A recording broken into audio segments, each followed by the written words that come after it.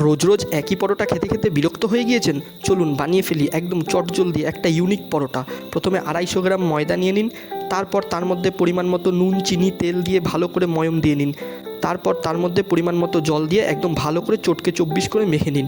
মাখা হয়ে গেলে ময়দার ডোগুলোকে গোল গোল করে নিন। তারপর একটা প্লেটে তেল দিয়ে মেকআপ করে তার উপরে ডোগুলোকে রেখে দিন। তারপর একটা পেঁয়াজ নিয়ে নিন, একটা টমেটো, 2টো কাঁচা লঙ্কা আর অল্প ধনিয়া পাতা নিয়ে নিন। তারপর সেগুলোকে কুচি কুচি কুচি কুচি করে কেটে একটা অন্য প্লেটে তুলে নিন। 2টো ডিম নিয়ে একটা বাটির ভেতরে ভেঙে নিন। তারপর পরিমাণ মতো কুচো পেঁয়াজ, কুচো টমেটো, কুচো লঙ্কা এবং কুচো ধনিয়া পাতা দিয়ে তারপর অল্প চানা মশলা এবং অল্প একটু লবণ দিয়ে কাঁটা চামচ দিয়ে ফেটিয়ে 45 করে নিন। তারপর চলে আসবো আমরা মেইন প্রিপারেশনে।